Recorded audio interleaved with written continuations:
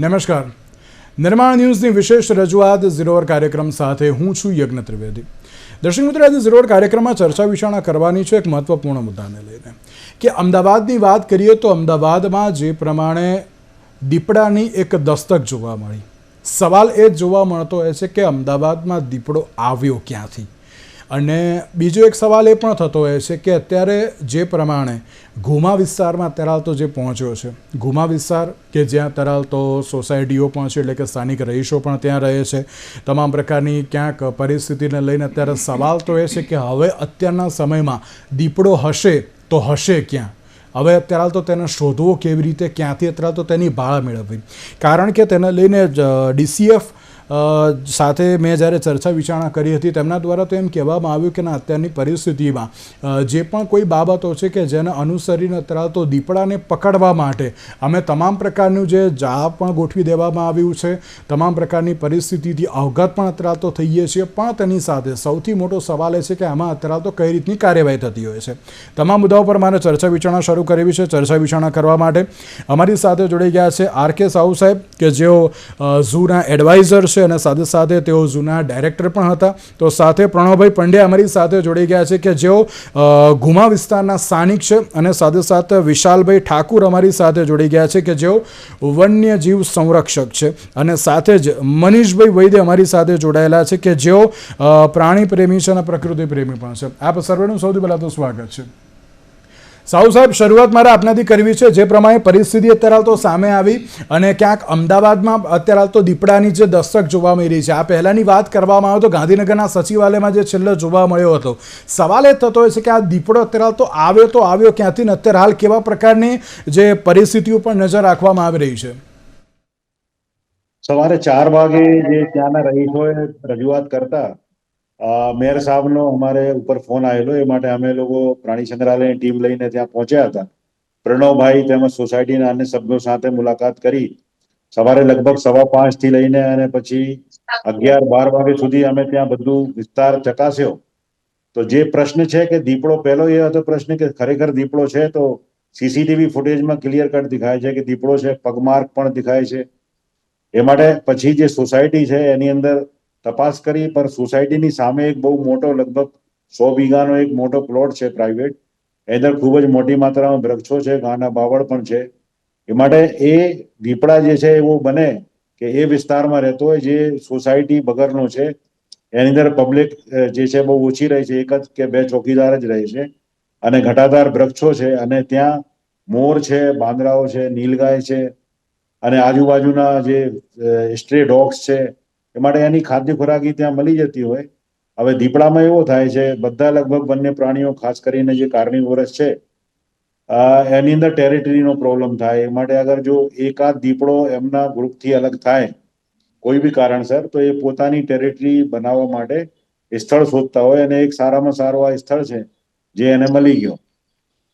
તો આ વિસ્તારમાં એ દીપડો રહે છે, અને એ તો સોસાયટીની અંદર આવ્યો. એ માટે સીસીટીવીમાં જ્યારે આવ્યો ત્યારે ધ્યાન પર આવ્યો, અને જે બેન છે ત્યાં એક એમને જોયેલો, એ માટે ખબર પડી, અને ચોકીદારે પણ જોયો કે આ દીપડો અહીં આજુબાજુ છે. એ માટે બિલકુલ રોડ ક્રોસ કરીને સોસાયટીનો અને પછી જે વિસ્તાર છે એ વિસ્તારમાં રહે છે, કેમ કે એની અંદર ત્યાં એના પગમાર્ક્સ છે, મલ્ટિપલ પગમાર્ક્સ છે, એની અવરજવર થતી હોય એવો દેખાયો છે. એ માટે પ્રાણી સંગ્રહાલય કાંકરિયા અને વન વિભાગની ટીમે આખો દિવસ કામગીરી કરી, અને વન વિભાગ અત્યારે પણ 24 કલાક કામગીરી કરી રહ્યા છે. એમની ટીમો છે ત્યાં, અને એની અંદર રાત્રિમાં 4 થી 5 પિંજરાઓ મારણ સાથે લગાયા છે.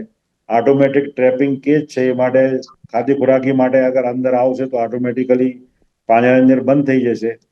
અને આખો દિવસ જે અમે મહેનત કરી એની અંદર જે વન વિભાગની ટીમ સાથે જેટલા બી કન્સ્ટ્રક્શન સાઇટ છે, કેમ કે દિવસમાં દીપડા જે છે એ નોક્ટર્નલ એનિમલ છે, તો રાત્રિમાં જાગે, દિવસમાં સૂઈ જાય. તો અમને એવું હતું કે કોઈ ડાર્ક એરિયામાં રૂમની અંદર બાંધકામ થાય ત્યાં, એવી બધી જગાઓ શોધી, પર ક્યાં મળ્યો નહીં. પણ સામે બાજુ જે આટલો મોટો એરિયા છે એની અંદર તપાસવામાં આવ્યો, પણ દેખાયો નહીં, કેમ કે એરિયા બહુ મોટો છે. તો એક આ મુજબનું અનુમાન છે કે એવો થઈ શકે કે ત્યાં પરમાનન્ટ રહેતો હોય, અને એ માટે વન વિભાગે જે છે ત્યાં અત્યારે પાંજરાઓને બધા મૂક્યા છે. એમની ટીમ પણ રાત્રિમાં છે. ખાદ્ય ખોરાકી માટે આવશે તો ઓટોમેટિકલી પકડાઈ જશે. અને જો ગનની રેન્જમાં આવી જાય અને દેખાઈ જાય તો ટ્રેન્ક્યુલાઇઝિંગ ગનથી શૂટ કરીને પણ પકડી શકાશે, ટ્રેન્ક્યુલાઇઝેશન કરી શકાશે. પર બહુ શાર્પ છે, જે 10 થી 15 મિનિટ ટ્રેન્ક્યુલાઇઝેશન પછી જે અસર થાય એટલે એ ભાગી પણ શકે છે. પણ ટ્રેન્ક્યુલાઇઝેશનનો શોટ માર્યા પછી ચારો બાજુ વિસ્તારમાં શોધીએ તો મળી પણ શકે. એ માટે બધા ઓપ્શન ઉપર ટીમ જે છે એ કામ કરી રહી છે અને ફોરેસ્ટ ડિપાર્ટમેન્ટ સઘન પ્રયાસો કરી રહ્યા છે જેથી એ દીપડો પકડાય. સાહેબ, આપનો આભાર અમારી સાથે આ ચર્ચા વિચારણામાં જોડાવા માટે. તો જે પ્રમાણે અમદાવાદની વાત કરવામાં આવે તો અમદાવાદમાં અત્યારે તો જે દીપડાની દસ્તક જે જોવા મળી અમદાવાદના ગુમા વિસ્તારમાં સોસાયટીમાં, જે મોડી રાત્રે ક્યાંક દીપડો તો દેખાયો અને તેની સાથે દીપડાની હિલચાલ જે સીસીટીવી કેમેરામાં કેદ થઈ ગઈ હોય તેવી પણ પરિસ્થિતિ સામે આવી છે.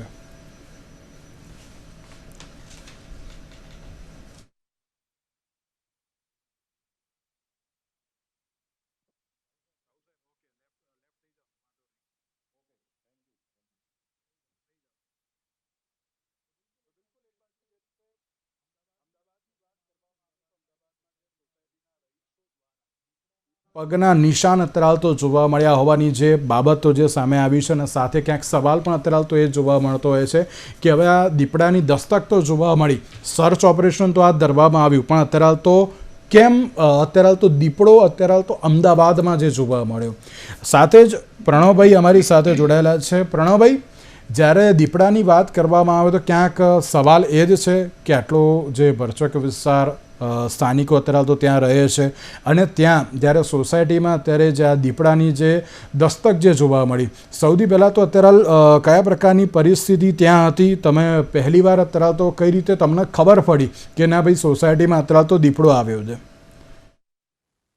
હવે પહેલા તો અમારી સોસાયટીનું નામ સેરેનદીપ મેન્શન્સ છે અને આ લગભગ અમારી સોસાયટીના જે એક મેમ્બર છે એમના ડોટર અને એમના કઝિન, એ બંને જણા જ્યારે સોસાયટીમાં લગભગ 1 વાગ્યાની આસપાસ એન્ટર થયા ત્યારે સોસાયટીની બહારના વીઆઈપી રોડના ડિવાઈડર ઉપર જ એ લોકોએ દીપડાને બેઠેલો જોયો અને એ ગાડી ચલો બધી ઝડપથી જાતી હશે એટલે કારણે બેઠો હશે અને આ લોકોએ કાર થોડી નજીક લીધી. એ લોકોને ખ્યાલ આવ્યો કે આ વિચિત્ર છે, આટલું આ સાઈઝનું કોઈ પ્રાણી નોર્મલી જોવા નથી મળતું અહીંયા.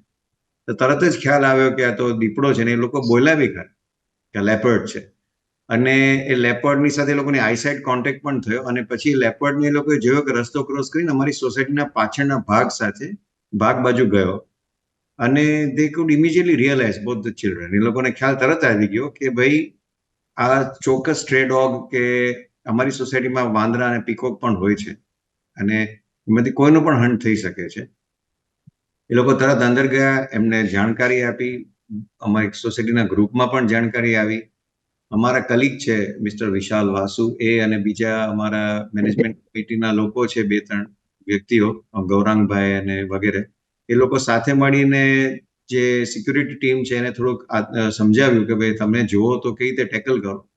અને પછી વધારે સ્ક્રુટિની કરી ટોર્ચ વગેરેથી તો પગમાર્ક્સ જોયા એ લોકોએ, કારણ કે એ લોકોએ જ્યાં સિક્યુરિટી ટીમે કીધું ત્યાંથી પસાર થયો ત્યાં જોયું તો પગમાર્ક્સ દેખાણા. અને Vishal Vasu being a wildlife photographer, એમને તરત જ ખ્યાલ આવી ગયો. અને ત્યારબાદ પછી તરત સીસીટીવી ફૂટેજ જોયું તો અમને ખ્યાલ એ પણ આવ્યો કે પગમાર્ક વિસ્તારમાંથી કેટલો ફર્યો છે ને ક્યાંથી ગયો છે. અને એ ચોકીદારના કહેવા પ્રમાણે 2 કૂતરાઓની પાછળ દોડ્યો, એમાંથી એક કૂતરું પાછું બીજું નથી આવ્યું. એટલે કદાચ દેર આર ચાન્સીસ કે he could have hunted the dog. અને માહોલ એવો છે કે હા, સૌથી પહેલા તો દહેશત છે, કોઈને પણ શોક લાગી જાય, કારણ કે આખા અમદાવાદ શહેરમાં કદાચ અનહર્ડ છે કોઈ સોસાયટીમાં આ રીતે 1.5-2 કલાક સુધી દીપડો એન્ટર થવો પોતે જ અનહર્ડ છે, કોઈ જાણ્યું જ નથી. હા, એટલે એને કારણે પછી અમે લોકોએ સાવચેતી રાખવા બાબતે સૂચના આપી. સાહુ સાહેબને એ લોકો ટાઈમસર આવી ગયા, મેયર સાહેબ પણ આવ્યા અને સાહુ સાહેબે ખાસ સૂચના આપી એ પ્રમાણે બધા ફોલો પણ કરી રહ્યા છે કે અંધારામાં કોઈ એકલા નીકળવું નહીં, સાથે કોઈ હોવું જ જોઈએ, 2 વ્હીલર્સને બાયસાયકલનો અવોઇડ કરો, કારમાં જવું કરવું હોય તો રાતના પ્રિફરેબલી દીપડો જો સામે દેખાય તો ગભરાવું નહીં, એની નજર ચૂકવીને ભાગવાની કોશિશ કરવી નહીં, હાથમાં દંડો હોવો જોઈએ, તમે અવાજ કરો. તો એ બધાથી they could realize, લોકોને ખ્યાલ આવ્યો કે ભાઈ આ ગભરાવાની જરૂર નથી, બસ સાવચેતી દેખાડવાની જરૂરત છે. મુદ્દો આખો એ છે, અમારા ત્યાં ચર્ચાનો જો વિષય છે કે જે મુંબઈમાં લોકો સંજય ગાંધી નેશનલ પાર્કની આજુબાજુમાં દીપડા સાથે રહેતા ટેવાઈ ગયા છે અને દીપડો લોકોથી ટેવાઈ ગયો છે. કદાચ એવા દિવસો આપણે પણ જોવાના આવશે એવું બધાની ચર્ચાનો એક વિષય છે. તરાલ તો ક્યાંક એવી જ છે કે ના, તરાલ કેમ અમદાવાદમાં જોવા મળ્યો? મનીષભાઈ, શું કેવું આપનું કે અમદાવાદમાં તરાલ તો જ્યાં દીપડો જોવા મળ્યો, સવાલ ઘણા બધા થતા હોય છે. આમ જોવા જઈએ તો યજ્ઞભાઈ, અમદાવાદમાં દીપડો દેખાય એ બહુ અચરજ જેવી વાત હું નથી માનતો. કારણ કે જેમ જેમ હું બોપલ ગુમાની વાત કરું, આજથી 30-40 વર્ષ પહેલાં ત્યાંથી પસાર થતા તો એ આખું કાંટાળું જંગલ હતું. હવે શું થયું છે કે ઘણા બધા વન્ય પ્રાણીઓના હેબિટાટ તો ઓછા થયા, પણ જે કાંટાળી જે જમીન હતી, એટલે જંગલનું સ્ટેટસ નહોતું, પણ એક ખરાબાની જમીન હતી, કાં તો ગૌચર લેન્ડ હતી, એ ધીમે ધીમે ઓછી થઈ ગઈ ને એગ્રીકલ્ચર ઉપર આપણે ગયા. એટલે જમીનો હવે નાની થઈ ગઈ, નાની રહી અને એના હેબિટાટને પ્રોબ્લેમ થયો, એટલે એના હેબિટાટ રહ્યા નહીં. આ વસ્તુ છે. એટલે દીપડો કદાચ આવી પણ જાય. પણ હું 2009થી 2026 સુધીમાં જોયું તો અમદાવાદ અને અમદાવાદની આજુબાજુના રેડિયસમાં લગભગ 40-50 કિલોમીટરમાં 16 થી 17 વાર દીપડાએ વિઝિટ લીધી છે, ને એ બધું રેકોર્ડેડ છે. તમને ખ્યાલ હશે કે 2023માં આપણે વિધાનસભાના ગેટ ઉપર આવેલો, પછી બાજુમાં સચિવાલય કોલવડા ગામ જે છે તેની હોસ્પિટલમાંથી રેસ્ક્યુ કરેલો. ગઈ વખતે 2 કે 3 વર્ષ પહેલાં સનાથલ ચોકડી પાસે એનો એક ડેડ બોડી મળેલી. તો આવા બધા આવવાના, પણ એનો જે માર્ગ છે, મને એવું પ્રિડિક્શન લાગે છે કે અમદાવાદની આજુબાજુના જે બીજા જે જંગલ જેવા વિસ્તારો છે, જેમ થોળ છે, તો ત્યાંથી પણ આવી શકાય. બીજી વસ્તુ, જે નદીનો પટ છે કાં તો કેનાલના જે એરિયા છે ત્યાંથી આવી શકે. મહેસાણા ખેરાળુ પણ એની માટેનો એક આવવાનો સ્ત્રોત ગણાય. તો આ બધા સ્કોપ દીપડાની જોડે આવવા માટે એક કહી શકાય. પણ મનીષભાઈ, મોસ્ટલી જોવા જઈએ તો મધ્ય ગુજરાત અને દક્ષિણ ગુજરાતમાં વધારે જોવા મળે. આમ તો દીપડાના 3-4 પોકેટ જ છે ગુજરાતમાં. તમે ગીર અમરેલીમાં જો, પછી ગોધરા બાજુ જો, એવા પોકેટ છે. પણ અગત્યની વસ્તુ એ છે કે 2016ની અંદર જ્યારે એની ગણતરી થઈ તો 1395 દીપડા હતા, એટલે ઓલમોસ્ટ 1400 જેટલા દીપડા હતા. અને 2026માં જ્યારે એની ગણતરી થઈ તો એ 2774, એટલે ઓલમોસ્ટ તમારે 2,500-2,500ની આસપાસ દીપડા થયા. એટલે ઉપરથી દીપડા વધ્યા અને એના આવાસ આપણે ઘણા એના આવાસમાં આપણે ઘણા બધા ઘટાડો કરી નાખ્યો, પ્રોજેક્ટો કર્યા, એગ્રીકલ્ચર કર્યું. તો આ બધાના કારણે દીપડાઓ જશે ક્યાં? એટલે હ્યુમન એરિયાની અંદર આવશે. પણ અહીંયા એ કહી દઉં કે દીપડો છે ને, એનું જે સાયકોલોજી છે, સાયકેટ છે, એ માણસથી બહુ દૂર રહેવા પણ ટેવાયેલો નથી, પણ માણસથી ડિસ્ટન્સ રાખીને એના પેરાફેરીમાં એ રહેતો હોય છે. કેમ કે એને ત્યાંથી ભૂંડ મળતા હોય, વાંદરાનો શિકાર કરે, ડોગનો શિકાર કરે. અને જે આજનો જે દીપડો છે એ મરઘી લઈને આવેલો, કાં તો એને મરઘીનું શિકાર કરેલો, એવું જાણવા મળ્યું. જી બિલકુલ. વિશાલભાઈ, તો જે પ્રમાણે તરાલની જે પરિસ્થિતિ કહી શકાય, અને તેમાં પણ એક સવાલ થતો હોય ને કે જ્યારે આ દીપડો આવ્યો ત્યારે ખબર પડી કે ના, તરાલ તો જે દીપડો આવ્યો છે ને, તો હવે એમ કહેવાય ને કે ના, જે સવાલ કર્યો ને પ્રણવભાઈએ કે જે પેલું સંજય પાર્કની જે પેલી તેમણે જે ઘટના કહી બોરીવલ્લીની, એ જ પ્રકારની પરિસ્થિતિ શું હવે અમદાવાદમાં પણ જોવા મળશે કે કેમ, એવું લાગી રહ્યું છે? સૌ પ્રથમ તો હું કહી દઉં કે દીપડો છે ને, બહુ બિગ કેટ જે આપણી છે ભારતની 3 મુખ્ય બિલાડીઓ, એમાં એ મહત્વનું સ્થાન ધરાવે છે. અને એઝ પર ડિસ્ટ્રીબ્યુશન જુઓ તો સિંહ એક લિમિટેડ એરિયામાં છે, ટાઈગર્સ અમુક લિમિટેડ એરિયામાં છે. પણ દીપડો એક એવો પ્રાણી છે, રણમાં પણ રહી શકે છે, નદી કિનારે પણ વસવાટ કરી શકે છે, સૂકા વિસ્તારોમાં પણ રહી શકે છે, ગ્રીન પેચીસમાં પણ રહી શકે છે. એટલે એક બહુ જ એડજસ્ટેબલ એનિમલ છે.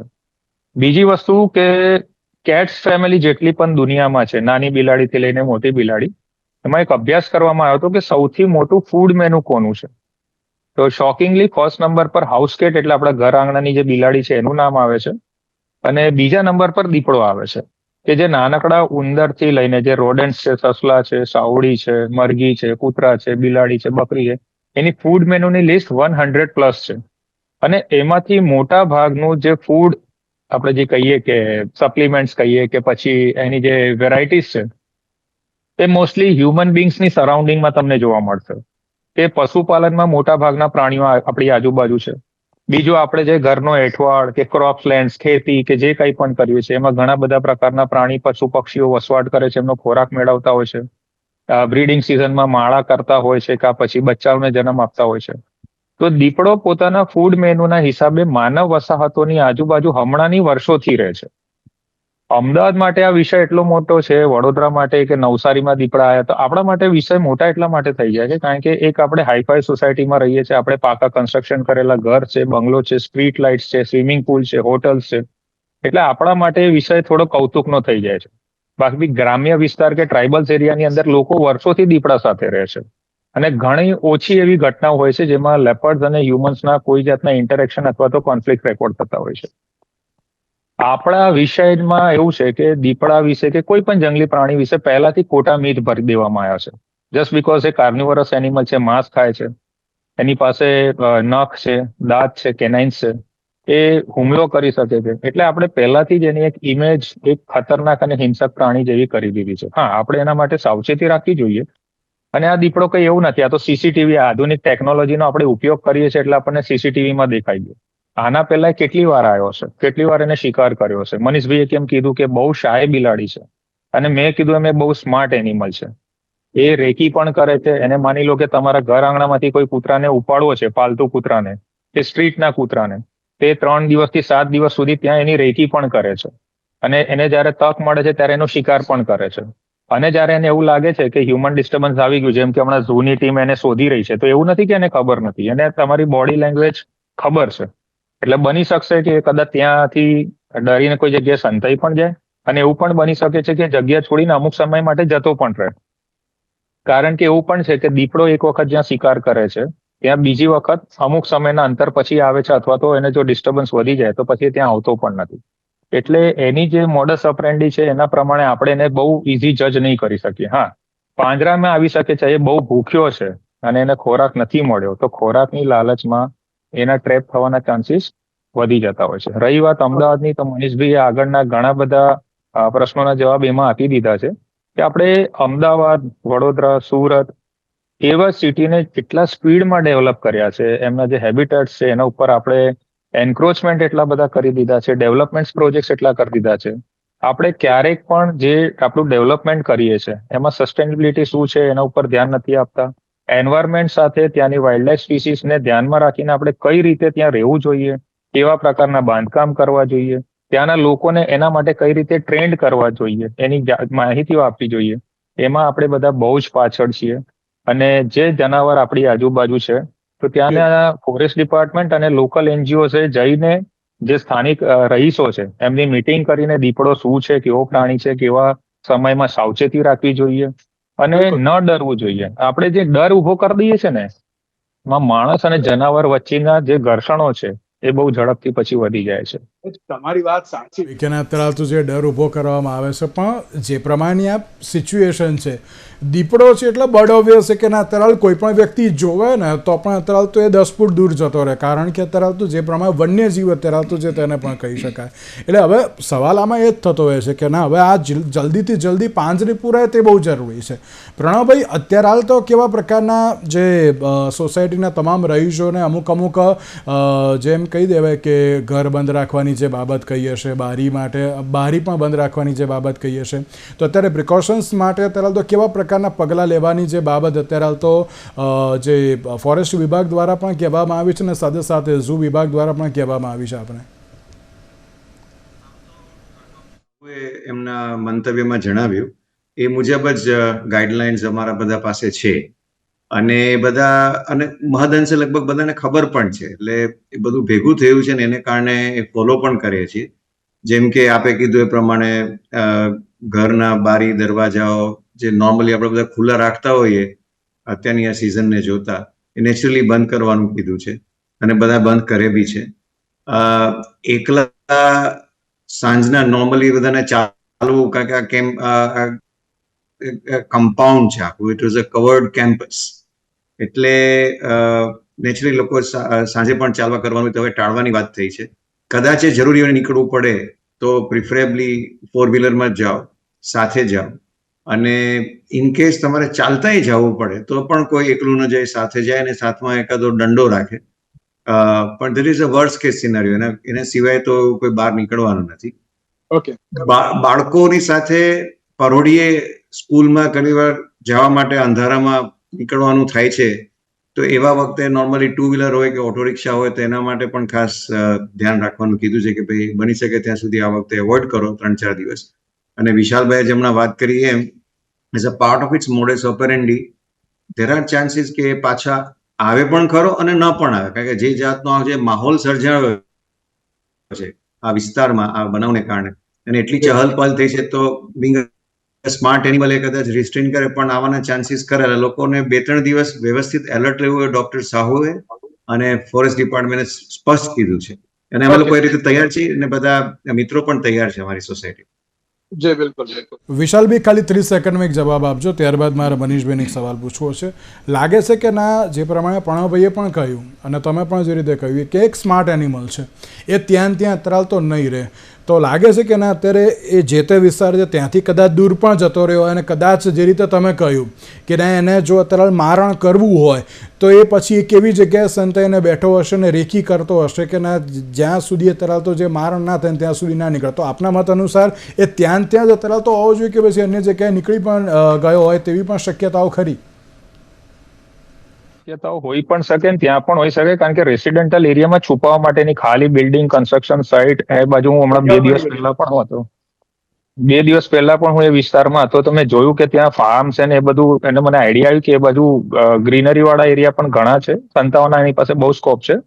બીજી એક વસ્તુ હું ઉમેરવા માંગીશ, જે રેસિડેન્ટલ એરિયામાં રહેનારા જે લોકો છે, જો એમની પાસે પેટ્સ એનિમલ હોય, ખાસ કરીને કોઈ પ્રકારનું બર્ડ્સ કે જે લોકોએ ડોગ પાડ્યું હોય, એ લોકોએ ખાસ ધ્યાન રાખવું, કારણ કે દીપડાને માણસોથી કોઈ લેવા દેવા નથી.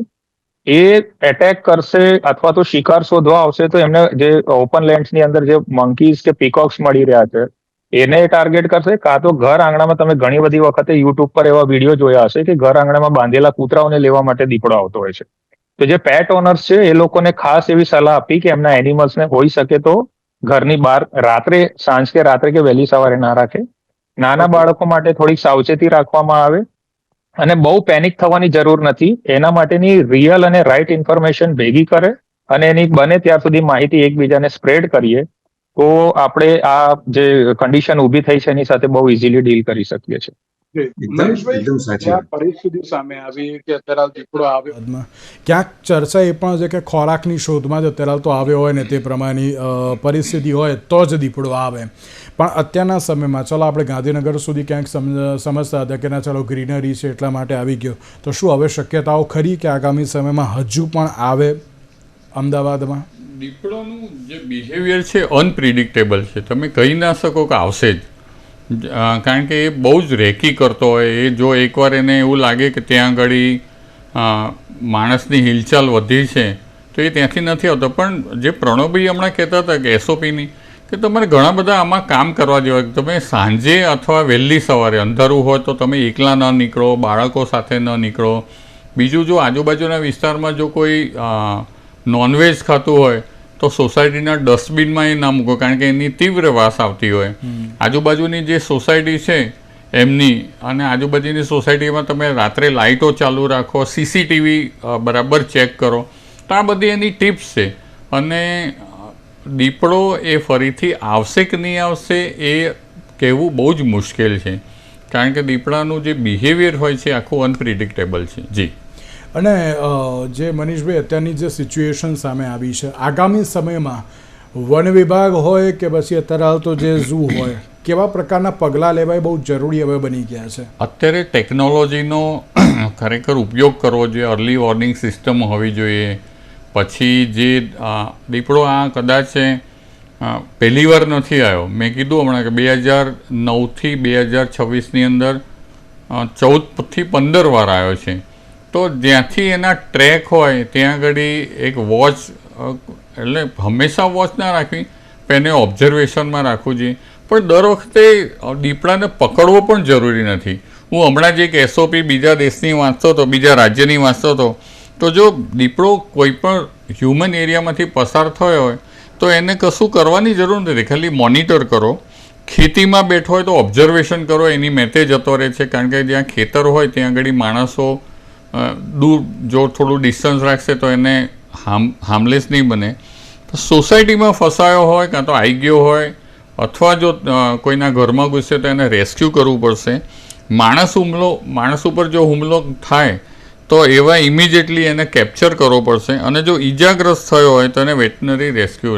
એટલે દીપડા ઘણીવાર આવીને જતા પણ રહેતા હોય છે. દર વખતે પકડવા જરૂરી નથી, કારણ કે તો નેચર જ છે. નેચરની અંદર આપણે એને એકવાર પકડીને જો બીજે પાંજરામાં પૂરી દઈશું તો એનું આખું જે સાયકલ છે એ ડિસ્ટર્બ થઈ જતી હોય છે. જી બિલકુલ. વિશાલભાઈ 10 સેકન્ડ, જી આપને કંઈ કહેવું છે? હા, મારે એક બીજી વસ્તુ એ કહેવી છે કે હમણાં જે રેપિડ એક્શન વર્ક અહીંયા થઈ રહ્યું છે, તો ઘણા બધા કેસમાં જ્યારે લેપર્ડ રેસ્ક્યુની એક્ટિવિટીઝ ચાલતી હોય છે ત્યારે ઘણા બધા લોકો અલગ અલગ જગ્યાએથી ભેગું થઈને બહુ મોટું ટોળું કરે છે. અને ડ્યુરિંગ રેસ્ક્યુમાં ઘણી વખતે દીપડાઓને ખબર નથી કે એ તો પેનિક થઈ જાય છે અને મોટા ભાગે મોબ એટેક્સ થવાની ચાન્સીસ વધી જાય છે.